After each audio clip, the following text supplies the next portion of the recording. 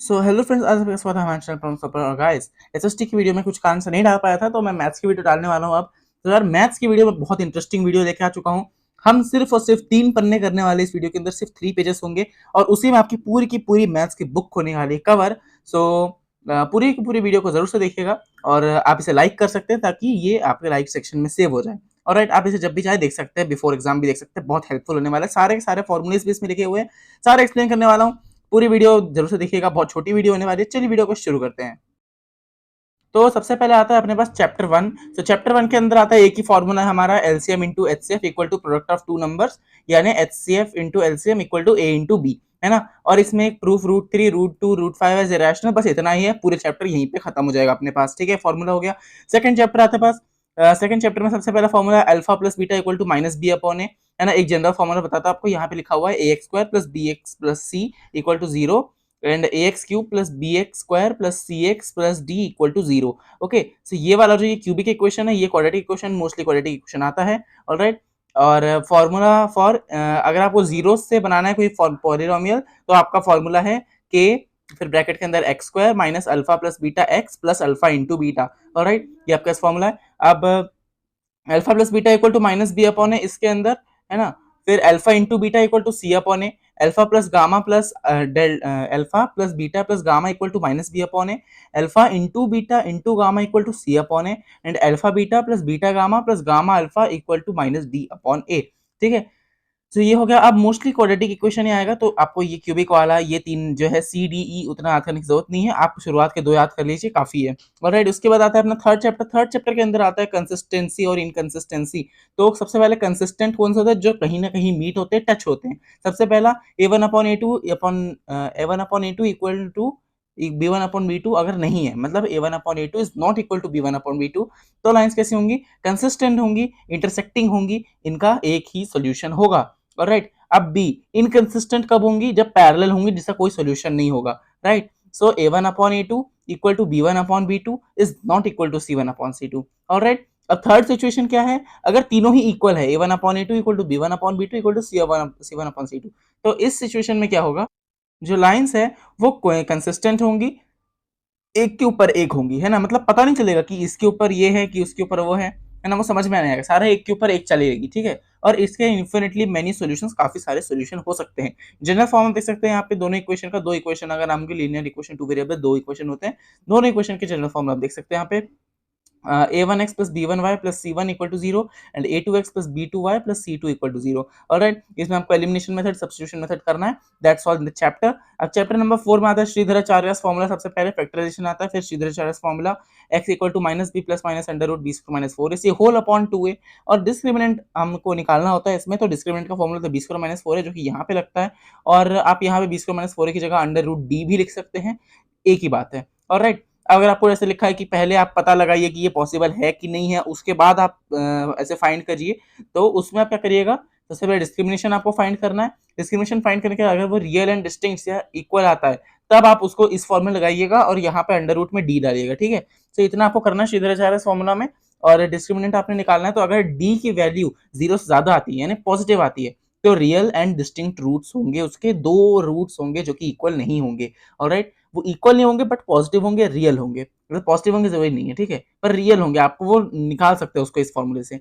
Alright, अब D अगर equal है 0 के, तो वो रूट्स रियल होंगे और इक्वल होंगे। मतलब रियल तो होंगे, दो रूट्स तो होंगे, लेकिन वो एक इक्वली रूट्स होंगे, ठीक है। मतलब वो एक ही रूट दो बार आएगा। अब डी, अगर डी की जो वैल्यू है वो नेगेटिव है, यानी लेस देन 0 है, तो रूट्स इमेजिनरी होंगे, रियल नहीं होंगे। अब आता है फिफ्थ चैप्टर की ओर।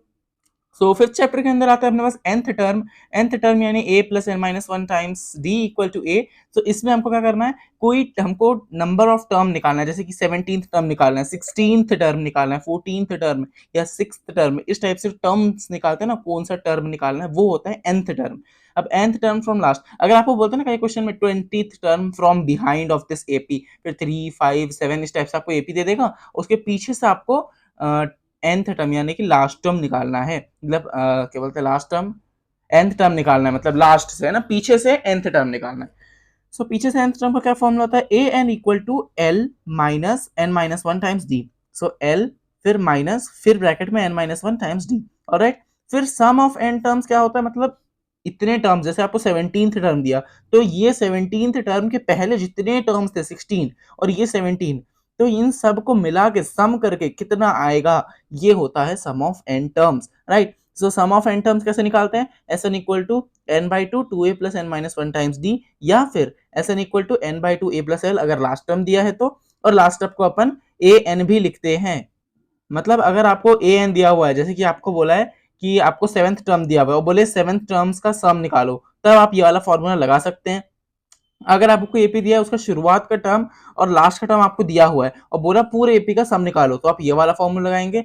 अगर आपको लास्ट टर्म नहीं दिया है तो आप ये वाला फॉर्मूला लगाएंगे। ऑलराइट, अब सम ऑफ फर्स्ट एन इवन और ऑड नंबर्स, कोई इवन या ऑड नंबर्स हमको दिया है, जैसे कि नंबर 1 दे दिया, फिर 3, फिर 5, बोले फर्स्ट 100 ऑड नंबर्स का आपको सम निकालना है ना। तो फर्स्ट 100 ऑड नंबर्स का सम आप कैसे निकालेंगे, 100 है, कितने हमको ऑड नंबर्स दिए हैं, 100 दिए हैं, 100 का स्क्वायर कर दो 10,000, ये हो गया उसका सम। ऑलराइट, इस टाइप से आपको उसका स्क्वायर करना है, दैट्स ऑल। ऑलराइट, अब 6 चैप्टर में हमको क्या क्या पढ़ना है, 6 चैप्टर में सबसे पहले आता है अपने पास बीपीटी। बीपीटी को प्रूव कैसे करना है वो आप जरूर से प्रैक्टिस करिएगा, 5 मार्कर आईएमपी है। ऑलराइट, फिर A similarity, S similarity, S similarity. ठीक है, ए में क्या है, दो एंगल इक्वल होंगे तब। एस सिमिलैरिटी में क्या है, तीनों साइड्स का रेशियो इक्वल होगा। ठीक है, ये जरूर याद रखिएगा, रेशियो इक्वल होगा। एस सिमिलैरिटी क्या है, दो साइड्स का रेशियो इक्वल होगा और एंगल्स, एक एंगल इक्वल होगा, जैसे कि A B upon DE equal to B C upon D E F. Alright, इस टाइप से कुछ होगा। अब उसके बाद आता है अपने पास 7th चैप्टर। सो 7th चैप्टर के अंदर सबसे पहले आता है अपना डिस्टेंस फॉर्मूला, है ना। So distance formula, sorry guys यहाँ पे थोड़ा सा ब्लर हो गया है, बट आपको बताता हूँ मैं क्या लिखा है। डिस्टेंस फॉर्मूला, तो इसमें क्या है, ए बी, कोई भी दो पॉइंट्स है, ए है एक बी है, तो उनका बीच का फासला डिस्टेंस क्या होगा, under root x2 minus x1, bracket में है x2 माइनस x1 पूरे का square, plus y2 minus y1 और ब्रैकेट में पूरे का स्क्वायर, है ना। तो ये है डिस्टेंस फॉर्मूला, ये एक्चुअली पाइथागोरस थ्योरम ही है, बस इसको डिस्टेंस फॉर्मूला के फॉर्म में हमने कर दिया। और हाँ, इसे अपन कैसे प्रूव करते हैं, डिस्टेंस फॉर्मूला हम कैसे बनाते हैं, कैसे पाइथागोरस थ्योरम से हम डिस्टेंस फॉर्मूला ला सकते हैं, ये आपके एनसीईआरटी में बहुत क्लियरली मेंशन किया हुआ है, उसे जरूर से देखिएगा। इसके बाद सेक्शन फॉर्मूला। सेक्शन फॉर्मूला में क्या है, सेक्शन फॉर्मूला मतलब दो पॉइंट्स हैं, उसको हमने किसी रेशियो में डिवाइड कर रखा है, तो वो जो रेशियो है, वो रेशियो को हम, मतलब उस रेशियो से हम इस पॉइंट को कैसे फाइंड करेंगे, ये है सेक्शन फॉर्मूला। सेक्शन फॉर्मूला कैसा है, तो कोई भी पॉइंट का होता है, जैसे एक्स का कोऑर्डिनेट निकालना, किसी पॉइंट का, दो पॉइंट्स के बीच का कोई रेशियो, जैसे 2:3 है ना, तो उसका पॉइंट क्या है बीच का, है ना, तो उसका पॉइंट क्या है एक्स वाला, वो हमको निकालना है। तो एक्स पॉइंट उसका क्या होगा, m1x2 plus m2x1 upon m1 plus m2, और दूसरा y कोऑर्डिनेट क्या होगा, m1y2 plus m2y1 upon m1 plus m2। Alright, अब इसमें m1 m2 क्या है, m1 m2 उसका रेशियो है, x1 x2 जो दो पॉइंट्स आपको दिया हुआ है, a b के बीच में p है, तो a और b का जो x और y कोऑर्डिनेट्स होगा वो x1 और y1 होगा, x2 y2 होगा।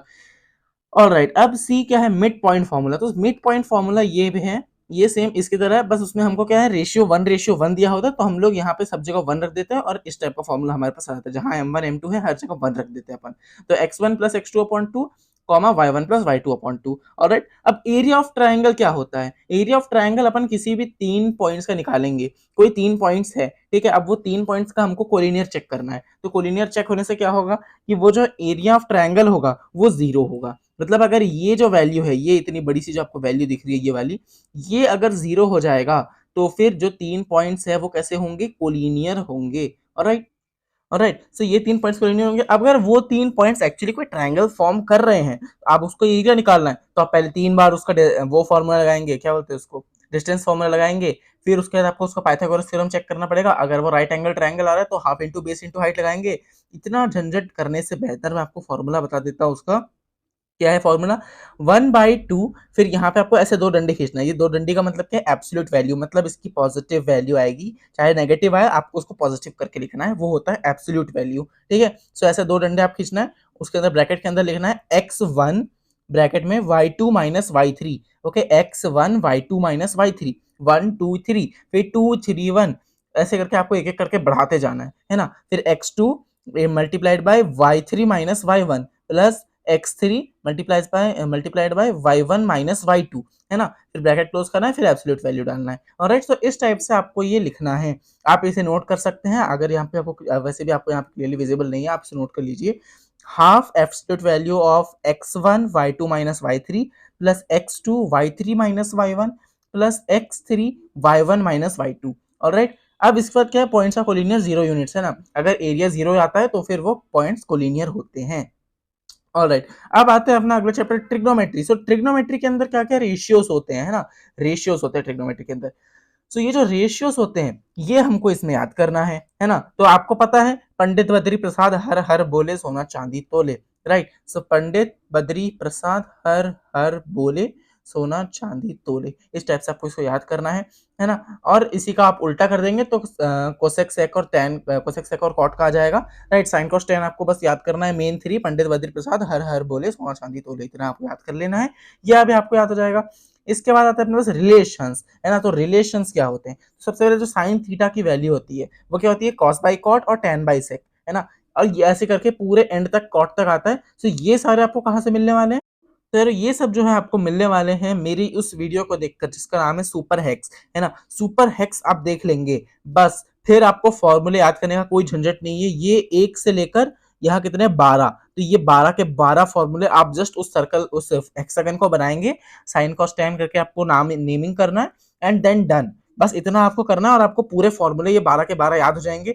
आपको बस मेरी सुपर हेक्स वाली वीडियो देखनी है, सुपर हेक्सागन वाली, है ना, मैजिकल हेक्सागन कह सकते हैं उसको, जो भी आप कहें, है ना। सो ये आपको वीडियो देखनी है, उसका मैं आपको लिंक पिन कमेंट में दे दूंगा। सो फटाफट से उसको भी देख लीजिएगा इस वीडियो के बाद, है ना। अब मोस्ट आईएमपी वैल्यूज, है ना, जो आईएमपी इंपॉर्टेंट वैल्यूज है थीटा की, वो आपको याद करनी है यहाँ पे, है ना। जो मेन एग्जाम में आते हैं, जिनका आपको काम करना होता है, किसमें काम करना होता है, इनका काम होता है एप्लीकेशंस ऑफ ट्रिग्नोमेट्री में, है ना। तो सम एप्लीकेशंस ऑफ ट्रिग्नोमेट्री के लिए ये सारे के सारे ये 6 वैल्यूज मेन, है ना, मेन आपको याद होनी चाहिए। बाकी आपको टेबल तो अभी तक याद करने की ट्रिक होगी, पता होगी, मैंने उसकी भी लाइव स्ट्रीम करी थी एक बार, है ना। सो अब most IMP values for theta क्या है, साइन 30 डिग्री जो कि कॉस 60 डिग्री के बराबर होते हैं, जो कि होते हैं 1/2, है ना। साइन 45 कॉस 45 दोनों 1/√2, साइन 60 कॉस 30 √3/2। और हाँ, लास्ट के जो tan की वैल्यूज है, ये तीनों टैन्स, ये 3 tan द मोस्ट आईएमपी है। इन्हीं तीनों में से मोस्टली क्वेश्चन आएगा, 90% क्वेश्चन इन तीनों में से आएगा। बहुत रेयर चांस होता है कि ऊपर के तीनों में से साइन या कॉस का क्वेश्चन आए, मोस्टली tan का आएगा, ठीक है। सो आपको tan अच्छे से याद होना ही चाहिए। tan 30 बोलते ही आपको 1/√3 और tan 45 बोलते ही आपको 1, tan 60 बोलते ही √3, ये तीनों रटे हुए होने चाहिए, है ना। बस ये 3 आपको मेन याद करने हैं ट्रिग्नोमेट्री चैप्टर से, है ना। किसके लिए, एप्लीकेशंस ऑफ ट्रिग्नोमेट्री के लिए। फिर ट्रिग्नोमेट्रिक आइडेंटिटीज, ये भी आप सुपर हेक्सागन से आराम से याद कर सकते हैं, कोई समस्या वाली बात नहीं है। फिर भी बता देता हूँ, sine square theta plus cos square theta equal to 1, 1 plus tan square theta equal to sec square theta and 1 plus cot square theta equal to cosec square theta, है ना। अब अपने साथ है सर्कल चैप्टर में आपको 2 थ्योरम याद करनी है मेन, 10.1 10.2, उसी के बेस में पूरा चैप्टर आपका निपट जाएगा। ये 2 थ्योरम्स जो है ये प्रूफ करने के लिए भी आ सकता है एग्जाम के अंदर, 3 या 2 मार्कर के अंदर आता जाता है, मेरे को पता है।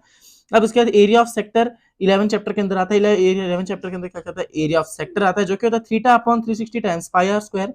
फिर आर्क का जो डिस्टेंस होता है, मतलब आर्क का जो लेंथ होता है आर्क का, उस सेक्टर का, जैसे हमने एक सेक्टर बनाया, ऐसे हमने गोला बनाया, फिर उसका हमने ऐसे आर्क बनाया, तो वो जो आर्क होता है उसका क्या होता है, उसका डिस्टेंस होता है, उसका एक लेंथ होता है। वो लेंथ हम कैसे नापते हैं, theta upon 180 times pi R, है ना। ये फॉर्मूला होता है theta upon 180 times pi R, है ना। सो एरिया ऑफ सेक्टर क्या होता है, theta upon 360 times pi R square, और थीटा ऑफ मतलब area of arc, sorry length of arc, ये क्या होता है, ये होता है theta upon 180 times pi R. Well इसका फॉर्मूला होता है theta upon 360 times 2 pi are, जो आपने बुक्स में पढ़ा होगा। बट अगर हम 360 और 2 को कैंसिल करते हैं तो हमारे पास क्या था, theta upon 180 times pi R.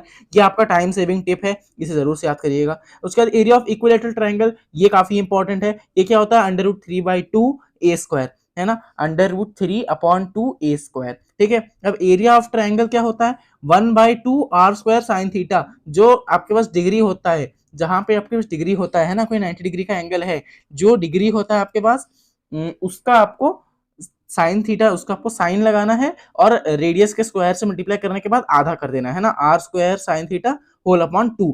ये होगा एरिया ऑफ ट्रायंगल, है ना। एरिया ऑफ सेगमेंट क्या होता है, area of sector minus area of triangle, alright. So जो एरिया ऑफ सेक्टर निकाला आपने यहाँ से और जो एरिया ऑफ ट्रायंगल आपने निकाला या तो इससे या तो इस वाले से, सी या तो डी में से, है ना, तो उन दोनों को आप जब आप माइनस करेंगे तो आपको उस माइनर सेगमेंट का एरिया मिलेगा, माइनर सेगमेंट का, है ना। अब आपको बड़े वाले सेगमेंट का एरिया निकालना है, वो आप कैसे निकालेंगे, पूरे सर्कल का एरिया निकाल लो और माइनर सेगमेंट का जो आपने अभी भी निकाला उसका एरिया माइनस कर दो, है ना, तो आपके पास आ जाएगा मेजर सेगमेंट का एरिया। ऑलराइट, अब इसके बाद आता है अपने पास सी एस ए, तो ये आता है अपने पास 11th चैप्टर का, है ना, मतलब 11th वाले का क्या है, कर्व सरफेस एरिया। सबसे पहले तो कितने सारे कर्व सरफेस एरिया अपने पास, सारे यहाँ पे मैंने लिख रखे हैं, 3 ही है मोस्टली मेनली। पहला आता है कोन, सिलेंडर, हेमिस्फीयर, राइट। सो कोन का कर्व सरफेस एरिया क्या होता है, पाई आर एल। तो सिलेंडर का क्या होता है, 2 पाई आर एच। हेमिस्फीयर का क्या होता है, 2 pi R square. Surface area cube का 4 पाई आर स्क्वायर, क्यूबॉइड का 2 एच एल प्लस बी, और स्फीयर का 4 pi R square. Total surface area cube का 6 ए स्क्वायर, क्यूबॉइड का 2 LB plus BH plus HL, और कोन का pi R R plus L, है ना। सिलेंडर का 2 pi R R plus H, hemisphere का 3 pi R square. Volumes, volumes cube का A cube, cuboid का LBH, L into B into H होता है एक्चुअली, है ना। और कोन का 1/3 pi R square H, cylinder का पाई आर स्क्वायर एच। मतलब जो pi R square H cylinder का होता है उसका 1/3 आप करोगे तो आपके पास कोन का आ जाएगा, है ना। हेमिस्फीयर का क्या होता है, 2/3 पाई आर क्यूब, स्फीयर का होता है 4/3 पाई आर क्यूब। मीन कैसे आप निकालते हैं, तो चैप्टर 14 आ गया अपने पास, चैप्टर 13 आ गया सॉरी। सो चैप्टर 13 है अपने पास स्टैटिस्टिक्स, तो स्टैटिस्टिक्स में मीन आप कैसे निकालते हैं, एक्स बार, है ना, X bar equal to sigma F I X I upon sigma F I, ये होता है डायरेक्ट मेथड।